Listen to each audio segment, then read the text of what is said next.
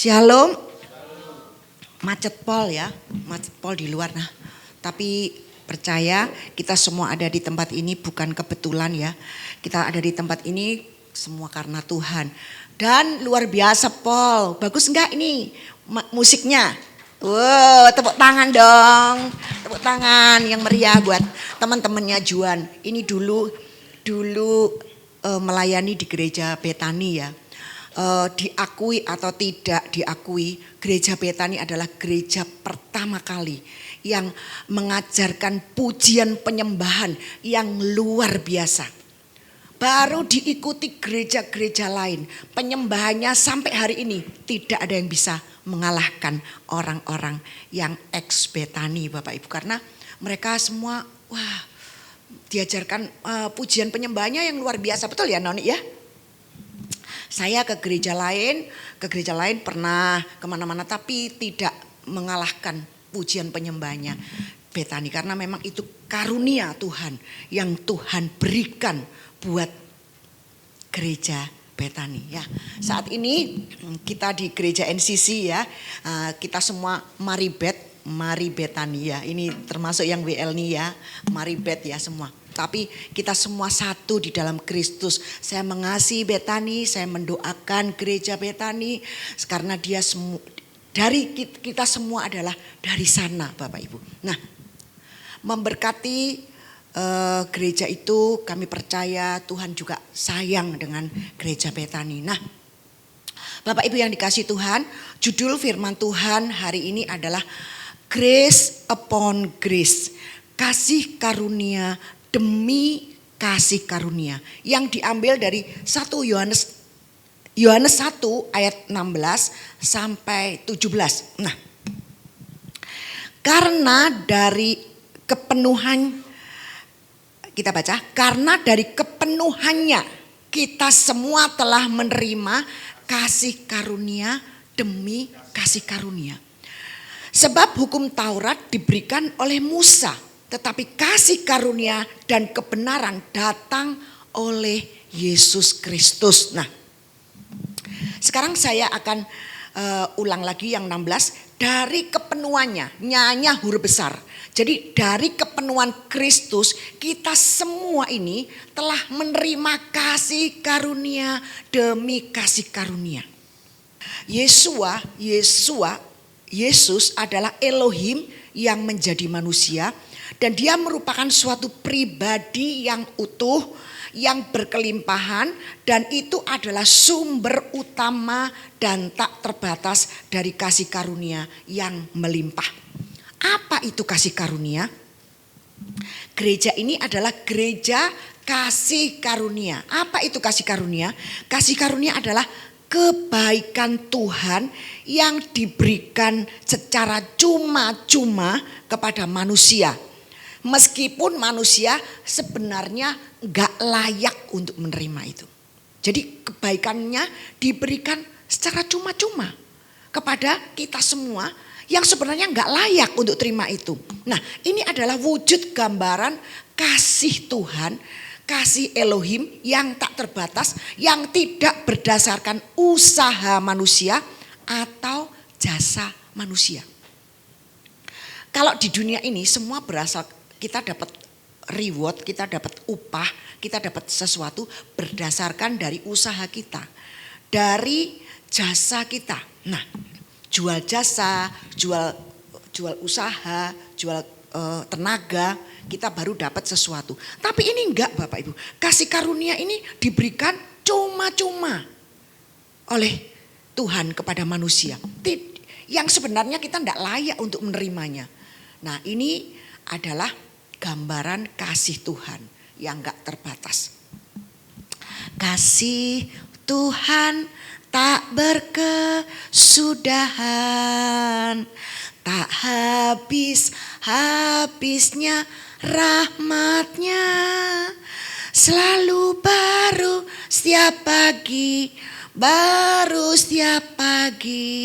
besar setiamu Tuhan, besar setiamu. Jadi kasih Tuhan itu tidak ada batas. atasnya. Tidak berdasarkan usaha kita, usaha manusia atau jasa manusia. Dan ini mencakup apa saja? Pengampunan, keselamatan, kekuatan ilahi untuk kita hidup di hari-hari yang jahat ini. Jadi mencakup apa, kasih karunia ini mencakup pengampunan, keselamatan, kekuatan untuk hidup, menjalani hidup di dunia ini loh. Kita perlu kasih karunia Bapak Ibu. Kalau enggak kita fail pasti. Menghadapi rintangan badai, topan yang semuanya saya percaya enggak ada yang bebas masalah di dalam gereja ini. Selama kita masih hidup di dunia ini kita mesti punya masalah. Baik itu kecil masalahnya maupun itu besar. Benar ya? Nah itu kita perlu kasih karunia. Yang adalah sumber kekuatan ilahi untuk kita hidup di dalam dunia yang sudah jatuh ini. Nah, kasih karunia adalah inisiatif Elohim. Kasih karunia adalah inisiatif Elohim, bukan hasil usaha atau perbuatan baik manusia. Jadi kasih karunia itu inisiatif Tuhan sendiri. Bukan hasil usaha kita. Jadi kalau ada gereja yang mengajarkan kita harus seperti ini supaya kita masuk surga. No, tinggalkan gereja itu.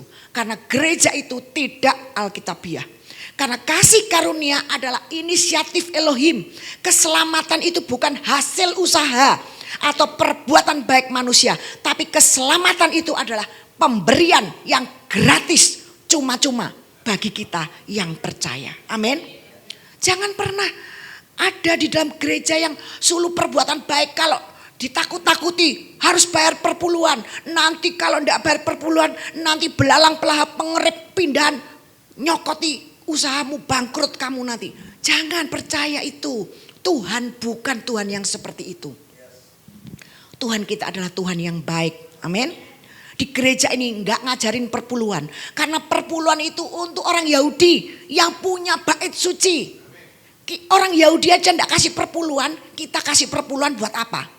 Kalau kasih persembahan yang terbaik dari hati nuranimu, dari hatimu, persembahan sukarela, persembahan yang terbaik, yang keluar dari hatimu. Digerakkan Tuhan berapa? Beri. Kalau enggak digerakkan jangan beri. Karena gereja ini bukan gereja cari uang Bapak Ibu. Gereja ini full kita semua yang melayani, kita bekerja. Nah, oleh sebab itu saya ingin Bapak Ibu kita semua ngerti kasih karunia Tuhan itu cukup bagi kita. Luar biasa, makanya pada waktu Paulus berkata, Tuhan duri dalam daging ini copotan Tuhan. Aku enggak mau. Tuhan ngomong apa? Cukup kasih karuniaku kepadamu. Justru di dalam kelemahanmu lah kuasaku bekerja. Jadi saat ini kalau kita ada dalam persoalan, Tuhan kenapa aku kok gak lepas-lepas dari persoalan ini Tuhan? Tuhan ngomong cukup kasih karuniaku padamu. Karena di dalam kelemahan inilah kuasaku bekerja. Kita diberi kekuatan untuk menghadapi masalah di dalam kehidupan ini. Kalau kita tidak diberi kekuatan, wah tumbang Bapak Ibu, tidak bisa kita menjalani hidup di dunia ini. Jadi kasih karunia adalah inisiatif Elohim, bukan hasil usaha atau perbuatan baik manusia. Surga adalah jaminan 1000%, 1.000.000% bagi kita yang percaya. Tidak usah ditakut-takuti, nanti langkah terakhir, nanti kamu gini. Enggak ada Bapak Ibu. Kita percaya kekuatan kita untuk menjalani hidup ini sampai detik terakhir itu kasih karunia Tuhan bekerja, dan mati jaminan masuk surga. Jadi kekristenan ini sebenarnya ini simple, sangat mudah Bapak Ibu. Tapi dipersulit oleh manusianya. Bikin malah bingung, iki piye yo? Malah bingung, ditakut-takuti neraka. Ngapain? Saya tidak pernah lihat YouTube ini tentang neraka. Tak skip. Lihatnya apa? Heaven, surga. Karena di sana rumah kita. Ngapain kita lihat neraka? karena itu bukan bagian kita.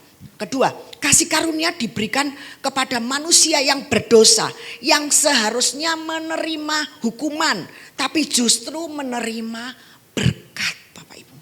Makanya betapa baiknya Tuhan ya. Dan puncak kasih karunia ialah melalui pengorbanan Yesus Kristus di atas kayu salib. Membebaskan umat manusia dari dosa dan memberikan hidup yang kekal di surga yang mulia. Nah, kasih karunia tadi saya katakan sumber kekuatan atau kuasa yang memampukan orang percaya untuk hidup kudus. Jadi hidup kudus itu bukan usaha kita. Hidup kudus itu adalah pekerjaan kasih karunia di dalam kita, Bapak Ibu. Mana ada orang hidup kudus? Kemarin ya saya cerita sama Pak Gerson. Mana ada orang yang bisa 1 jam aja berbuat baik. Nggak usah ado-ado ya. Oh shalom. Seandainya di gereja salaman. Terus dilihat. Ih pupune gede rek. Ih anunya gini. Rambutnya elek rek. Oh ini. Itu kan sudah nggak baik Bapak Ibu. Sekalipun cuma di pikiran. Betul ya? Shalom. Loh ini kok bibirnya mencong. Nah, ini dari pikiran itu. Di pikiran itu udah dosa. Jadi gak ada orang yang bisa berbuat baik. Siapapun itu. Pendeta apapun gak ada yang bisa berbuat baik. Oleh sebab itu di sini gak ada pendeta artis. Di sini pendeta podo sama. Karena kita juga manusia punya kelemahan. Saya punya kelemahan. Bapak Ibu punya kelemahan.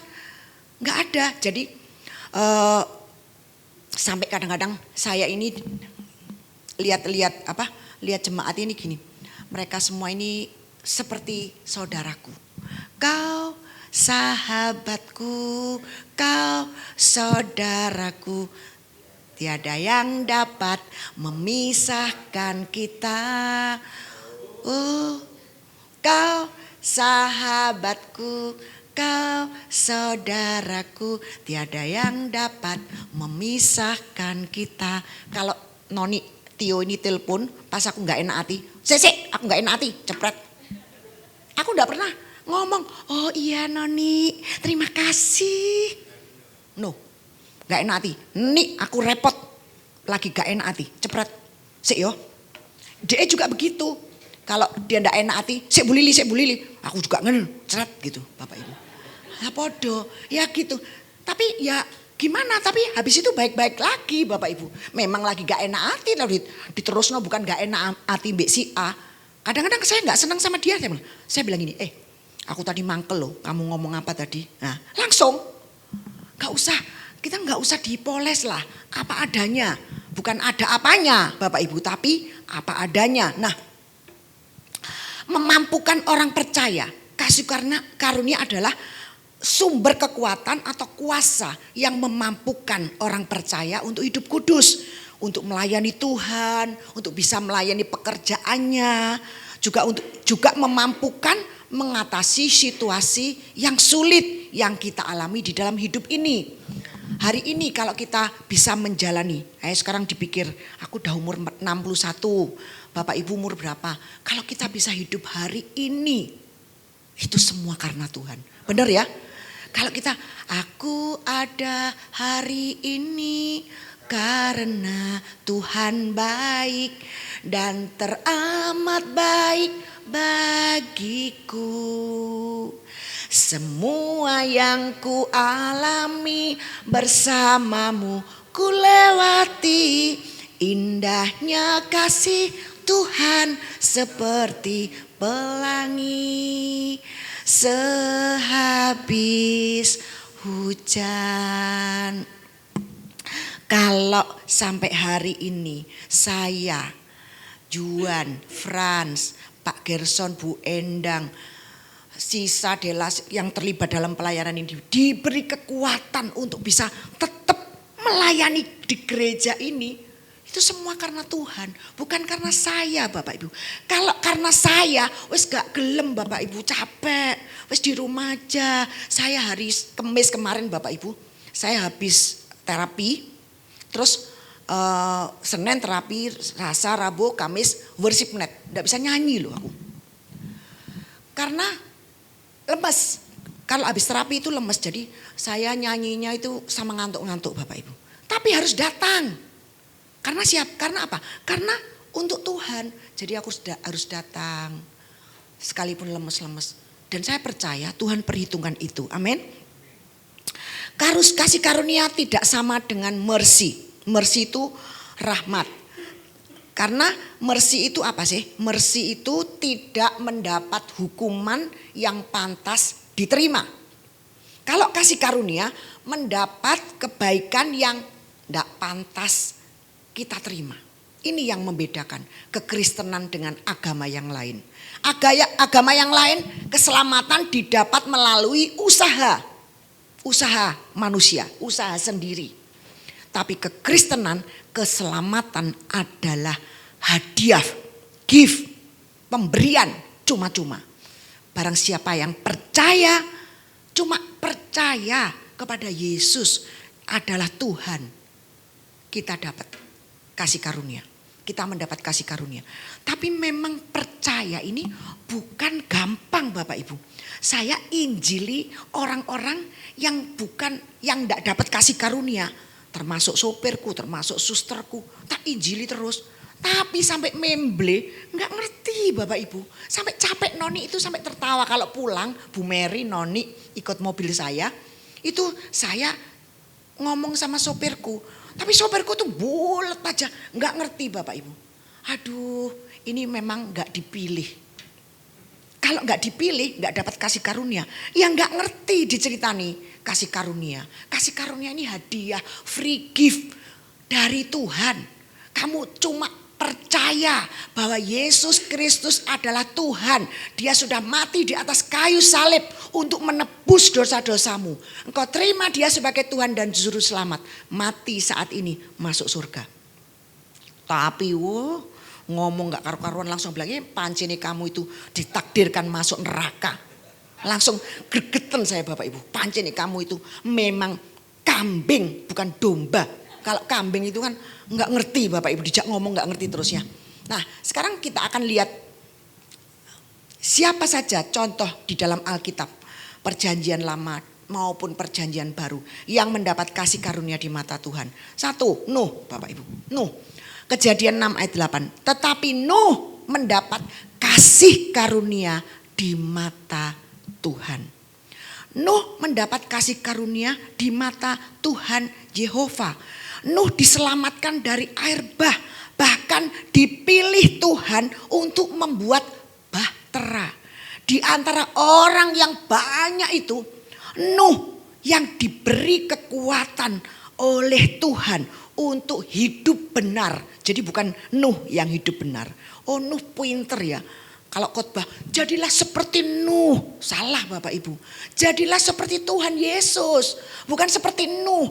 Nuh itu diberi kekuatan oleh Tuhan untuk dia bisa hidup benar di mata Tuhan di tengah-tengah bangsa yang sudah rusak dan memberontak.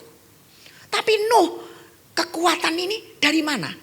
Bukan dari Nuh Bapak Ibu. Nuh gak bisa, Nuh manusia biasa. Kekuatan itu dari Tuhan. Oleh sebab itu kasih karunia itu dari dalam keluar. Bukan dari luar ke dalam. Kalau dari luar ke dalam nanti tobat terus kumat. Tapi kalau dari dalam keluar itu tobat bener-bener Bapak Ibu. Tobat bener-bener. Nah saya dulu tomat-tomatan Bapak Ibu. Saya bilang anakku, hati-hati ya. Dulu di gereja lama kan tak doktrin gini begini. Harus baca Alkitab. Tapi kalau ada saya, mereka baca Alkitab. Kalau enggak ada saya, langsung enggak baca Alkitab. Itu tomat Bapak Ibu. Jadi dia takut. Gereja-gereja yang mengajarkan bukan kasih karunia, gereja yang mengajarkan perbuatan baik manusia yang membawa keselamatan itu bukan kekristenan Bapak Ibu. Nah, kekristenan itu dari dalam keluar. Nuh diberi kekuatan oleh Tuhan untuk dia bisa hidup benar di mata Tuhan. Di tengah bangsa-bangsa yang memberontak. Apa Nuh ndak pernah minum, ndak pernah terpengaruh? Minum Bapak Ibu. Buktinya dia waktu habis keluar dari air bah, dia minum, mabuk Bapak Ibu. Mabuk Nuh Bapak Ibu. Terus anaknya 3 kan, yang satu masuk itu, kena tulahnya Bapak Ibu ya. Dikutuk sama Nuh. Ham, Sem, Ham, Yafet. Pada waktu itu lihat Nuh mabuk, yang lihat siapa? Ham.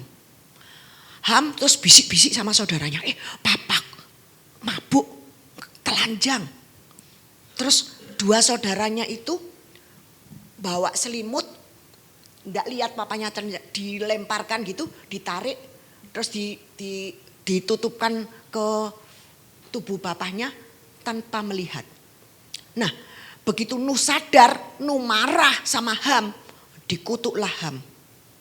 Dan keturunan Ham itu memang nggak karu-karuan Bapak Ibu. Dari Nimrod, dari semua itu termasuk keturunan Ham, keturunan yang jahat-jahat itu. Nah, dulu manusia kan cuma anaknya kan Nuh, istrinya, anak 3 dan mantunya. Itu berkembang biak.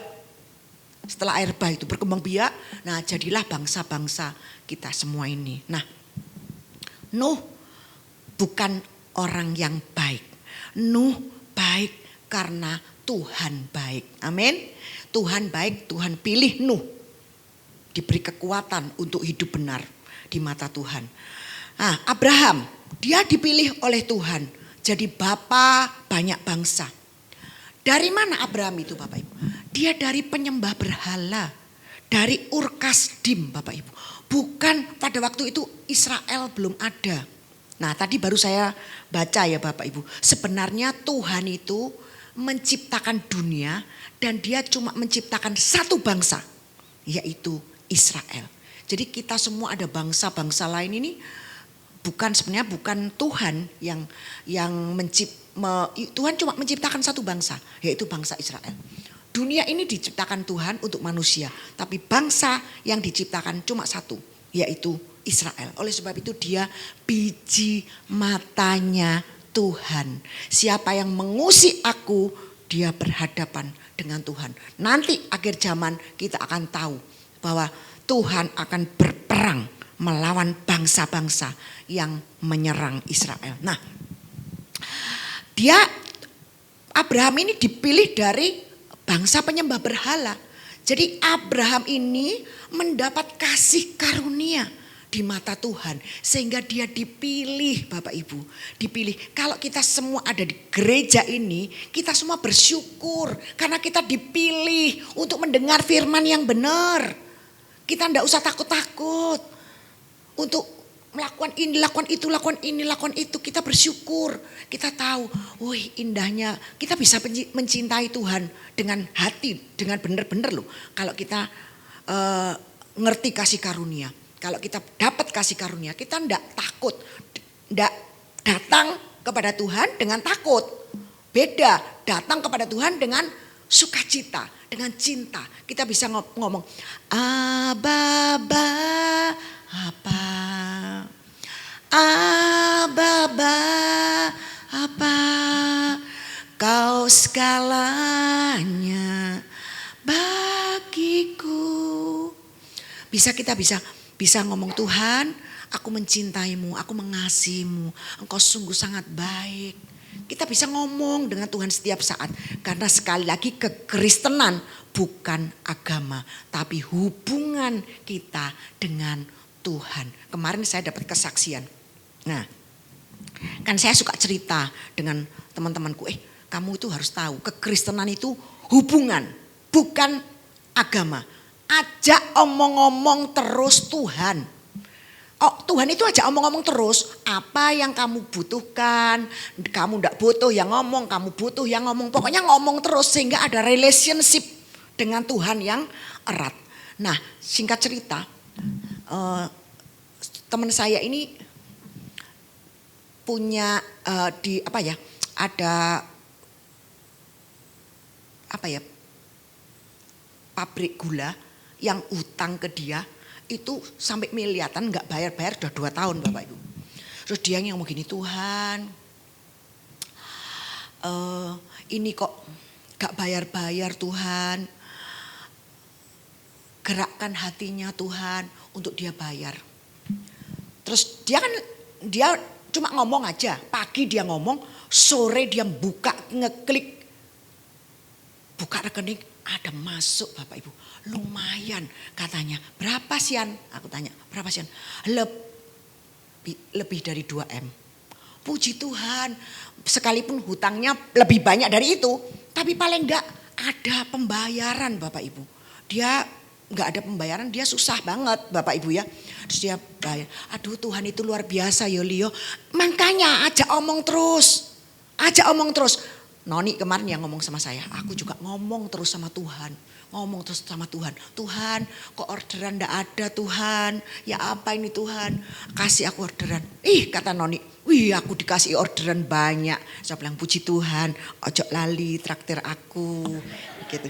Nah dia langsung, aku langsung dikasih orderan Bu Lili. Ya puji Tuhan, Tuhan itu nek kita ndak angkat tangan, nek ndak kita give up wis gak ngerti wis menyerah, dia ndak bekerja. Jadi karena kita wis give up wis pokoknya Tuhan wis. Aku ndak ngerti Tuhan, aku besok makan apa, aku bisa apa. Tuhan turun tangan. Pasti dia tidak akan pernah membiarkan kita. Yusuf diberi kekuatan untuk menghadapi proses yang sulit di dalam hidupnya. Yusuf ini prosesnya sulit Bapak Ibu. Dijual oleh saudara-saudaranya. Difitnah istri Potifar. Masuk penjara. Dilupakan oleh juru minum. Terus sampai akhirnya dibawa kepada Firaun untuk mengartikan mimpinya. Ini prosesnya panjang Bapak Ibu. Enggak 1 tahun, 2 tahun, berapa tahun kok? Berapa 10 tahun lebih ya? Lebih. Dia bagaimana proses gak mari-mari ini. Jadi kalau kita lagi diproses selama hidup di dunia ini, proses itu tidak akan mari Bapak Ibu. Nanti kalau kita ke surga, wah proses selesai. Nah saat ini proses tidak selesai.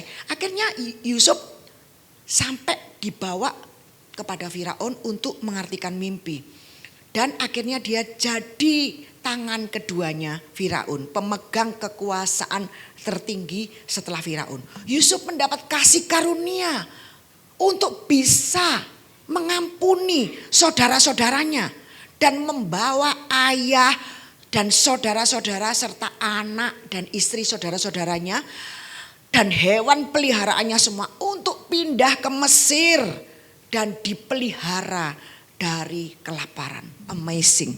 Kalau bukan kasih karunia, Yusuf pasti gak bisa mengampuni. Mengampuni ini gak gampang Bapak Ibu.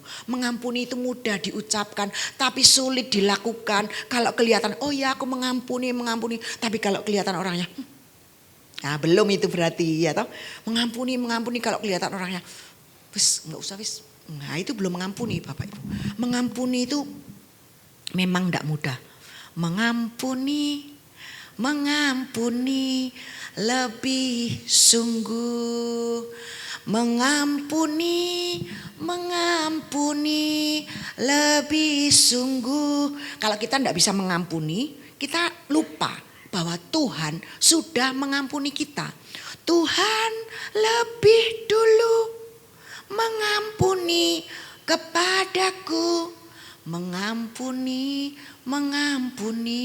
lebih sungguh. Jadi Tuhan itu mengampuni dosa-dosa kita. Kalau kita sudah diampuni, kita merasa aduh aku ini orang berdosa, aku layak gak masuk surga. Aku harusnya ini mati, masuk neraka. Tapi Tuhan sungguh sangat baik. Dia mengampuni semua dosa-dosa saya. Sehingga saya dilayakkan untuk masuk dalam kerajaan surga. Oleh sebab itu, kita kalau sadar itu, kita mengampuni orang lain. Oh iya ya, aku loh sudah diampuni. Ya wis lah, tak ampuni. Nah itu pun perlu kasih karunia Bapak Ibu. Perlu kasih karunia. Semua itu perlu kasih karunia. Kalau enggak dapat kasih karunia, enggak bisa mengampuni. Enggak bisa mengampuni. Kalau kita, nah, kemarin kita cerita-cerita Bapak Ibu. Asti itu kan mau nikah. Nah, terus dia kan orangnya keras Bapak Ibu. Terus mari gitu kalau mertuanya marah, nah, kalau mertuanya marah, kamu pasti ndak kuat. Saya bilang gitu. Nah, Isa ndak bisa mengampuni loh, gitu. Makanya kita ini lihat Yesus, harus fokus kepada Tuhan, lihat Yesus. Kalau kita tidak bisa lihat Yesus, kita tidak bisa ampuni orang yang nyakiti kita. Pasti kita tidak bisa ngampuni. Kalau kita tidak punya kasih karunia Tuhan, buru-buru mengampuni Bapak Ibu. Tidak mungkin bisa, tidak mungkin. Jadi kita perlu kasih karunia untuk kita bisa mengampuni. Kejadian 50 ayat 20-21. Memang kamu telah mereka-rekakan yang jahat terhadap aku. Ini kata-kata Yusuf kepada saudara-saudaranya. Tetapi Elohim telah mereka-rekakannya untuk kebaikan. Dengan maksud melakukan seperti yang terjadi sekarang ini. Yaitu memelihara hidup suatu bangsa yang besar, yaitu kamu. Jadi jangan takut, aku akan menanggung makanmu dan makan anak-anakmu juga. Ini Yusuf benar-benar Tuhan. Kalau tidak Tuhan bekerja dalam hatinya, dia tidak mungkin. Dia dijual Bapak Ibu, dia difitnah, dia dijual saudara-saudaranya Bapak Ibu. Masukkan sumur. Demikianlah ia menghibur mereka dan menenangkan hati mereka dengan perkataannya. Yusuf menenangkan hati saudara-saudaranya yang takut. Waduh ini papa mati nih. Wah Yusuf pasti jahat sama kita. Tapi Yusuf berkata, kamu mereka-rekakan yang jahat. Tapi Tuhan mereka-rekakan untuk kebaikan. Jadi dia vision ke depannya ini. Jadi pandangannya itu jauh ke depan Bapak Ibu. Visinya ini jauh ke depan. Bukan lihat hari ini saja. Kalau lihat hari ini saja dia mangkel pasti sama saudara-saudaranya. Tapi dia lihat, oh maksudnya Tuhan itu ini toh. Dia jadi pandangannya ini luas Bapak Ibu. Ke depan itu baik. Oh maksudnya ini untuk aku memelihara bangsa Israel dari kelaparan. Oleh sebab itu dengan cara seperti ini, sekalipun caranya tidak enak, tapi Yusuf diberi kasih karunia, kekuatan untuk bisa menjalani kehidupan yang sulit itu. Yakub ini disebut penipu Bapak Ibu. Arti namanya ini penipu. Yakub memang nipu Esau dengan mengambil hak kesulungannya. Tapi Yakub tetap dicintai Tuhan. Dia mendapat kasih karunia di mata Tuhan. Sehingga pada waktu masih dalam kandungan pun Tuhan sudah memilihnya. Roma 9 ayat 10-16. Tapi bukan hanya itu saja. Lebih terang lagi ialah Ribka yang mengandung dari satu orang. Yaitu Ishak, bapa leluhur kita. Sebab waktu anak-anak itu belum dilahirkan dan belum melakukan yang baik atau yang jahat, supaya rencana Elohim tentang pemilihannya diteguhkan, bukan berdasarkan perbuatan, sekali lagi bukan berdasarkan perbuatan. Jadi rencana Tuhan tidak diteguhkan, tidak diteguhkan berdasarkan perbuatan manusia. Pasti gagal. Rencana Tuhan itu kalau diteguhkan berdasarkan perbuatan manusia pasti gagal. Karena tidak ada yang bisa Bapak Ibu. Tidak ada yang baik. Tapi berdasarkan panggilannya. Siapa yang manggil? Tuhan. Panggilannya. Jadi kita semua ini dipanggil. Kita bisa percaya Yesus Tuhan. Kita ini dipanggil. Kita dipilih dari segala bangsa. Ya kita dipilih jadi umatnya. Kita dipilih Bapak Ibu. Jadi bersyukur kalau kita dipilih. Banyak yang gak dipilih. Termasuk supirku itu gak dipilih. Tapi kita dipilih Bapak Ibu. Bersyukur. Nah terus 12. Dikatakan kepada Ribka. Anak yang tua pada waktu Ribka masih mengandung. Dikatakan kepada Ribka. Anak yang tua akan menjadi hamba anak yang muda. Loh belum lahir loh. Belum lahir. Tapi Tuhan udah ngomong sama Ribka. Anak yang tua akan jadi hamba anak yang muda. Berarti Yakub sudah dipilih sejak dari dalam kandungan. Kita juga dipilih sejak dari dalam kandungan. 13. Seperti ada tertulis. Aku Tuhan mengasihi Yakub tetapi membenci Esau. Loh kok Tuhan gimana yo, belum lahir kok wis dibenci yo. Karena Tuhan itu di luar waktu Bapak Ibu. Tuhan itu di luar waktu. Jadi dia tahu si A ini nanti umur segini akan melakukan ini. Nanti jodohmu ini. Dia harus tahu semua. Sampai nanti kamu pulang ke surga umur segini. Karena semua Tuhan itu di luar waktu. Kalau kita manusia di dalam waktu kita nggak tahu. 1 detik 1 menit kemudian di depan kita nggak tahu. Tapi Tuhan di luar waktu, dia ngerti nanti Esau ini akan gini, Yakob ini akan begini. Nah, jika demikian apakah yang hendak kita katakan? Apakah Elohim tidak adil? Apakah dia tidak adil? Mustahil. Terus sebab ia berfirman kepada Musa, aku akan menaruh belas kasihan. Kepada siapa aku mau menaruh belas kasihan. Dan aku akan bermurah hati. Kepada siapa aku mau bermurah hati.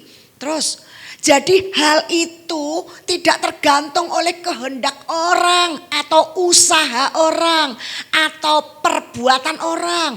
Tapi kepada kemurahan hati Elohim. Jadi kepada kemurahannya. Oleh sebab itu aku anjurkan kita jemaat NCC, ayo kita ngomong terus dengan Tuhan. Kita relationship-nya dibangun yang baik dengan Tuhan.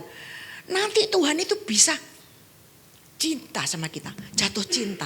Ini Lili ini kena gini, ngomong terus sama aku. Tuhan, aku lo ndak punya siapa-siapa Tuhan, selain Tuhan. Aku ini suka ngomong gitu saya Bapak. Tuhan, aku ndak punya siapa-siapa selain Tuhan. Terima kasih kamu sudah kasih anabul yang baik. Anabul kecil-kecilku ini banyak ya. Aku senang ya. Terus karena kalau anak sudah nikah itu udah urusan masing-masing Bapak Ibu ya, betul ya. Sekalipun serumah, kita enggak usah ikut-ikut. Kalau kita ikut-ikut pasti nanti bertengkar ya. Jadi saya ini enggak pernah ikut-ikut. Yes pokoknya karepmu, sana karepmu, wes aku jalan sendiri. Jadi ya saya ini telponi Heru, baca firman. Pokoknya Heru satu hari tak telponi terus. Her, satu hari bisa, Her, iki piye Her ini. Nah, telponi terus. Telepon Heru, terus bahas firman, ngeliat HP, ngeliat apa, YouTube yang tentang heaven, dan kita belajar sendiri, kita sibuk sendiri. Jadi saya ini enggak pernah tukaran sama Vivi Bapak Ibu. Karena saya enggak ikut-ikut urusannya Vivi. Cuma saya ngomong, Vi kamu olahraga loh, gendut. Bilang gitu. Nah gitu aja. Nah olahraga nanti gendut. Terus mereka gitu, iya gue gitu. Nah terserah dia mau olahraga enggak olahraga. Udah tak omongi, olahraga nanti gendut. Nah jadi nggak ada Bapak Ibu. Sekali lagi kita ini semua karena kasih karunia. Bukan usaha manusia. Bukan kehendak manusia. Tapi kemurahan hati Elohim. Tergantung kemurahan. Aku mau bermurah hati. Kepada siapa aku bermurah hati. Tuhan itu bermurah hati itu kepada siapa yang kita omong. Kalau kita ngomong-ngomong terus. Ini orang kok ngomong terus ya, Tuhan kan pikirnya. Fran ini ngomong terus sama aku ya, terus kasihilah, ini pasti butuh ini, kasih Fran mobil baru. Nah Tuhan itu ngerti kalau enggak pernah diajak omong. Oh ya Tuhan mungkin lupa ya, kalau kita manusia enggak pernah diajak omong-omong. Oh ya kalau Tuhan enggak pernah lupa, sorry Bapak Ibu, Tuhan enggak pernah lupa. Tapi kalau kita relationship baik, seperti kemarin Siane kesaksian sama saya seneng lah, makanya omong terus. Iya aku sekarang ngomong terus sama Tuhan. Dulu dia kan kayak agamawi gitu, masuk kamar berdoa kayak gitu. Orangnya kan lemah lembut seperti itu ya. Nek ngomong nggak kerungu ya. Apa nek ngomong sing banter ya, betul ya. Tapi dia sekarang ngomong-ngomong terus sama Tuhan. Fran guyu itu karena tahu juga ngomong apa toh iku mau. Nggak ngerti ya. Tapi semua itu Tuhan cinta. Musa dipilih Tuhan untuk membebaskan bangsa Israel dari perbudakan Mesir. Dan berjalan bersama Tuhan meskipun ia merasa gak layak. Lah sekarang ayo Keluaran 4 baca ya. Musa itu gak mau dipilih Tuhan itu. Dia lalu kata Musa kepada Tuhan. Tuhan aku ini gak pandai bicara. Dahulu pun tidak. Dan sejak engkau berfirman kepada hambamu ya dia. Tidak, sebab aku berat mulut dan berat lidah. Aku gak bisa ngomong Tuhan. Tapi Tuhan berfirman kepadanya, siapakah yang membuat lidah manusia? Siapakah yang membuat orang bisu? Siapakah yang membuat orang buta? Orang melihat atau buta? Siapa yang buat? Bukankah aku, kata Tuhan. Jadi orang nek buta, orang nek bisu, orang nek tuli, semua itu siapa yang buat? Tuhan Bapak Ibu. Ini ya apa ini? Lu katanya Tuhan baik. Lah ini ngomong gini ayatnya. Ayo, tak ajak pikir. Heru, Yanuar juga, oh yo ternyata bener. Tuhan yo, iya bener. Semua ini Tuhan Bapak Ibu. Semua dia. Tapi dia bisa merubah yang buruk jadi kebaikan untuk kita. Amin. Yang orang banyak atau kesaksian orang bisu berkata-kata, yang tuli mendengar, yang buta melihat. Banyak dilakukan Tuhan Yesus pada waktu dia pelayanan waktu dia melayani di bumi ini. Nah, terus oleh sebab itu pergilah, aku akan menyertai lidahmu dan mengajar engkau apa yang harus kau katakan. Yang menyertai mereka itu adalah Tuhan. Yang menyertai Musa itu Tuhan. Jadi yang menyertai lidahnya untuk bisa ngomong seperti saya ini. Bukan saya yang ngomong. Yang menyertai lidah saya ini Tuhan. Dan mengajar engkau apa yang harus kamu katakan. Saya membaca firman ini. Saya nulis firman ini juga bukan saya. Tuhan Bapak Ibu. Saya enggak ngerti. Saya bulan depan aja ada jatah khotbah aja aku gak ngerti. Apa ya mau ngomong apa ya? Mau bicara apa lagi ya? Itu Tuhan yang kasih Bapak Ibu. No, terus 13. Tetapi Musa berkata, Tuhan, utuslah kiranya siapa saja yang patut kau utus. Jangan aku Tuhan. Maka bangkitlah murka Tuhan terhadap Musa. Dan ia berfirman, bukankah di situ Harun, orang Lewi itu kakakmu? Aku tahu dia pandai bicara. Lagi pula dia telah berangkat menjumpai engkau. Dan apabila dia melihat engkau, ia akan bersuka cita dalam hatinya. 15. Maka engkau harus bicara kepadanya dan menaruh perkataan itu dalam mulutnya.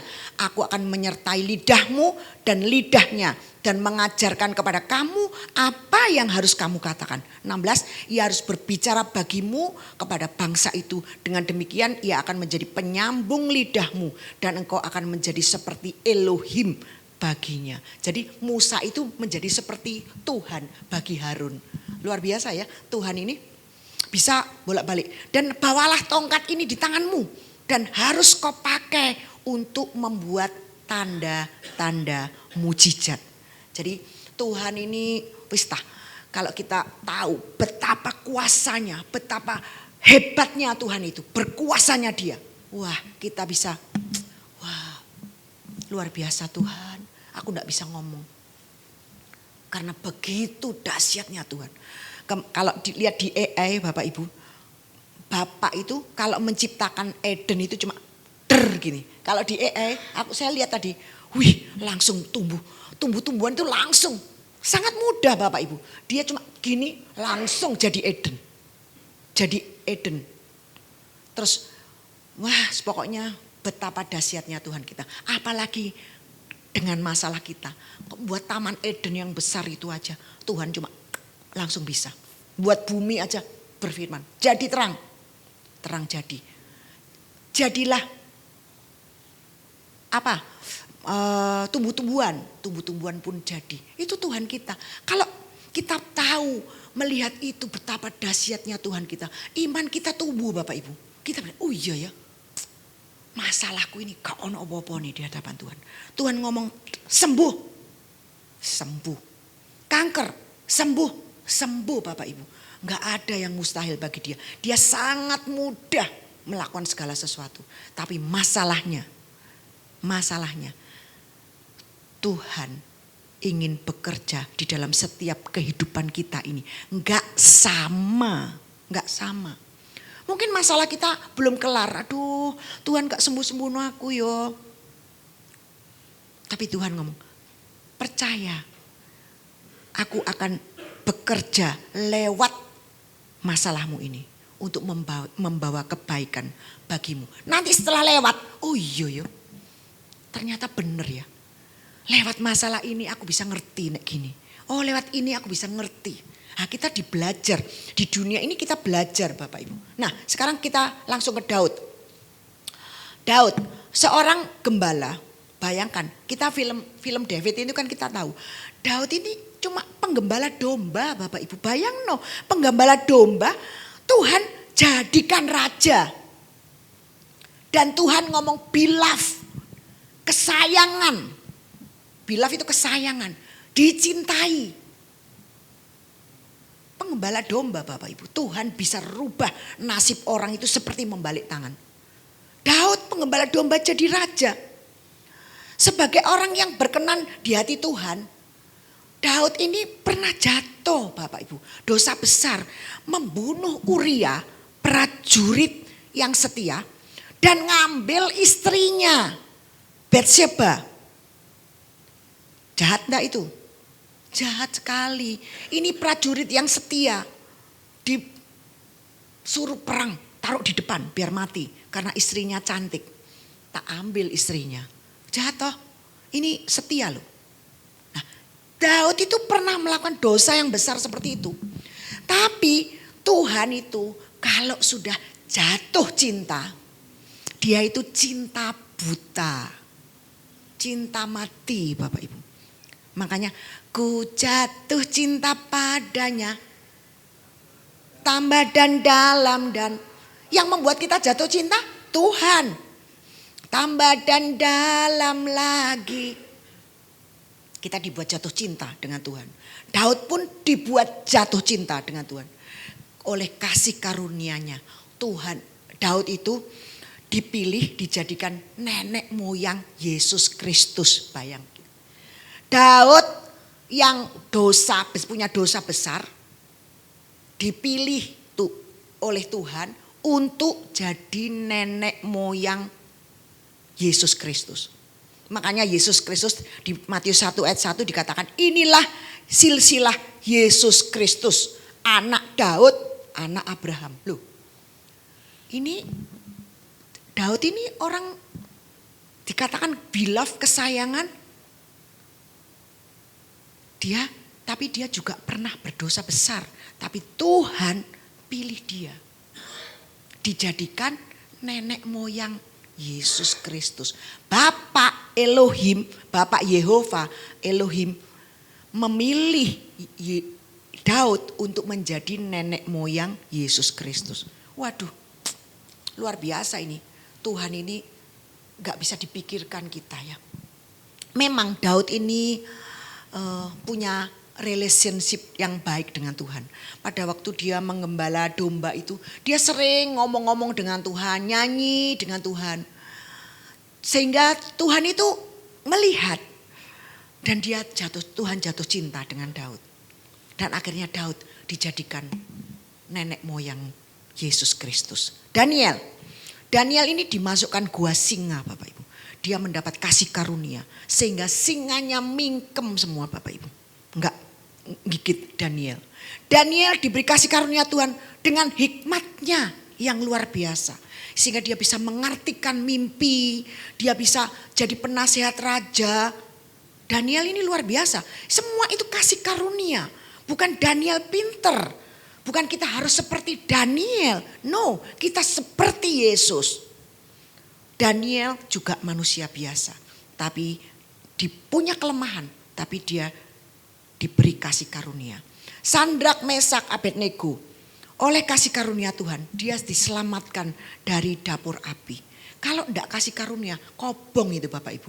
Pasti kobong, mati langsung. Tapi karena kasih karunia-Nya, diselamatkan. Bahkan pada waktu dimasukkan dapur api, tidak satu dikatakan bajunya tidak ada bau gosong. Enggak ada Bapak, enggak terbakar. Dan di dalam dapur api itu bukan Sadrak, Mesak, Abednego, tapi ada satu anak dewa. Dikatakan rupanya serupa anak dewa, yaitu Yesus. dan api itu tidak menghanguskan. Sekalipun ku berjalan melalui api tapi tidak dihanguskan. Kita melalui air tapi tidak dihanyutkan. Nah, banyak lagi kalau tak sebutkan tidak ada selesainya. Di perjanjian baru, Maria mendapat kasih karunia yang sangat besar untuk mengandung dan melahirkan juru selamat dunia.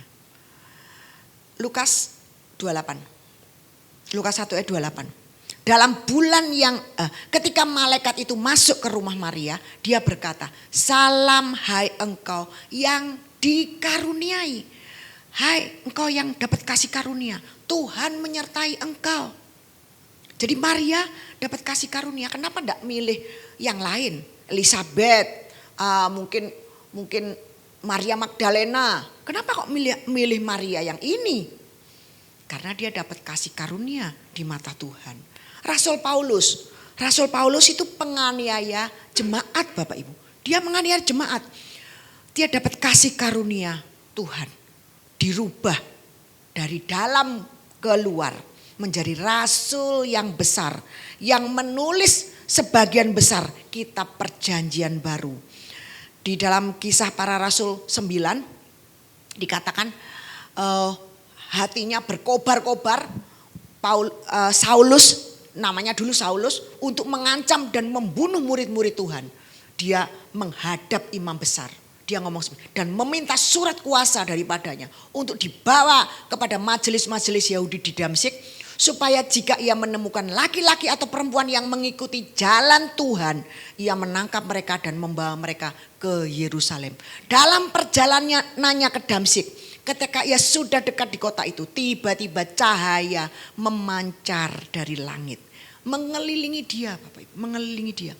Dia rebah ke tanah dan kedengaranlah olehnya suatu suara yang berkata kepadanya, "Saulus, Saulus, mengapa engkau menganiaya aku?" Jawab Saulus, "Siapa engkau Tuhan?" Katanya, "Akulah Yesus yang kau aniaya itu." 6. Tapi bangunlah dan pergilah ke dalam kota. Di sana akan dikatakan kepadamu apa yang harus kau perbuat. Saulus mendapat kasih karunia di mata Tuhan. Sehingga Tuhan datang sendiri kepada orang yang jahat itu. Yang membunuh orang-orang Kristen, orang-orang percaya. Sehingga dia bertobat, Bapak Ibu. Dia menerima Tuhan. Dan dia jadi rasul yang paling banyak menulis kitab di perjanjian baru. Ayo dilihat di dalam kitab perjanjian baru. Siapa yang paling banyak menulis? Paulus, Bapak Ibu. Bukan Yohanes, bukan Petrus, bukan. Tapi Paulus, rasul besar yang menulis sebagian besar dalam kitab perjanjian baru, yaitu Rasul Paulus yang dulunya menganiaya jemaat Tuhan, mendapat kasih karunia. Dia bertobat dan dia diperbarui, dia jadi rasul yang luar biasa. Sampai dia matinya martir loh Bapak Ibu. Dia digantung ya? Dipenggal kepalanya pada waktu di Roma. Nah, Petrus seorang nelayan biasa, Bapak Ibu. Petrus itu siapa? Dia nelayan, Bapak Ibu.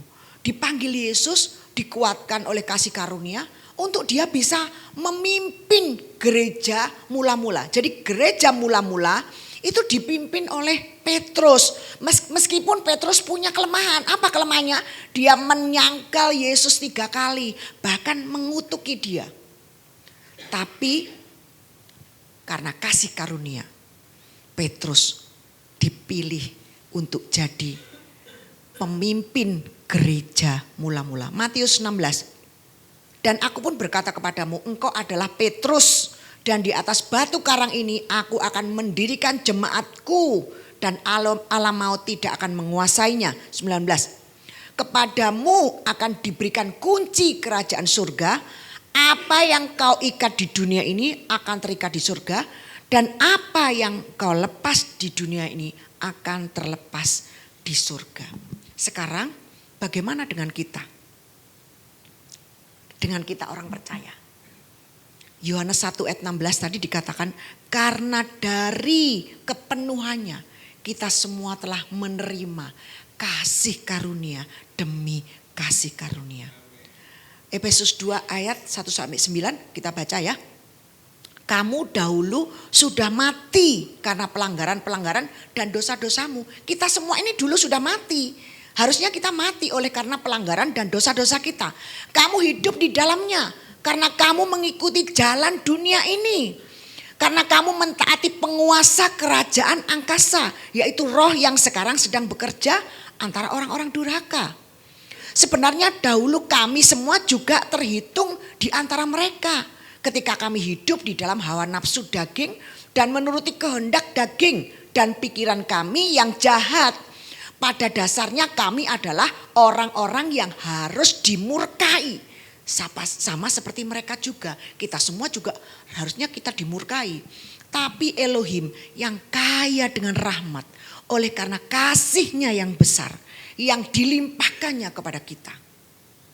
5. Telah menghidupkan kita bersama-sama dengan Kristus. Sekalipun kita telah mati oleh kesalahan-kesalahan kita. Dan oleh kasih karunia kamu diselamatkan. Jadi kita diselamatkan itu karena kebaikan Tuhan, karena kasih karunia. Dan di dalam Kristus, Yesus yang telah membangkitkan kita. Dan di dalam Kristus Yesus, ia telah membangkitkan kita juga. Dan memberikan tempat bersama-sama dengan dia di surga. Supaya pada masa yang akan datang, ia menunjukkan kepada kita kekayaan kasih karunia-Nya yang melimpah-limpah sesuai dengan kebaikannya terhadap kita dalam Kristus Yesus. Nanti di surga Bapak Ibu, kita ini ditunjukkan, diceritai sama Tuhan. Ini loh, seperti ini.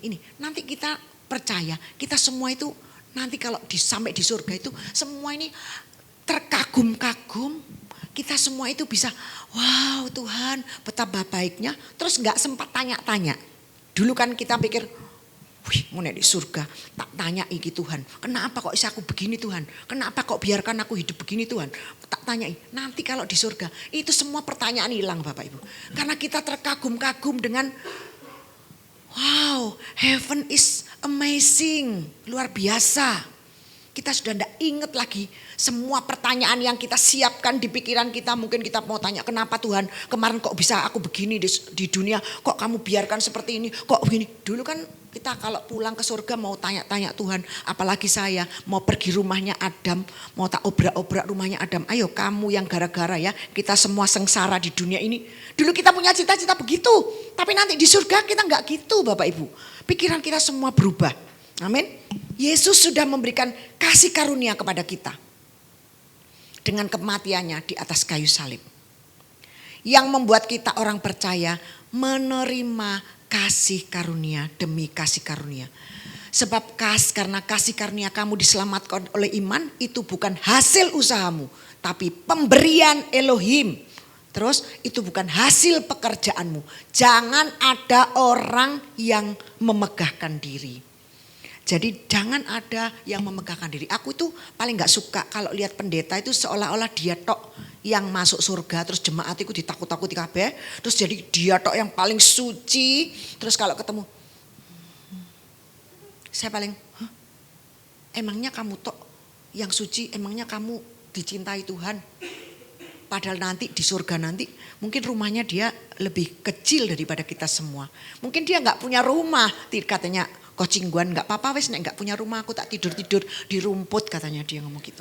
Karena dia hobinya kan pergi gunung yang rumput-rumput hijau gitu. Katanya gak apa-apa wes kalau aku gak punya rumah kan tak takut-takuti. Kamu kalau gak baca Alkitab kamu gak punya rumah loh di surga. Gak apa-apa aku tidur-tidur rumput aja gitu. Hah?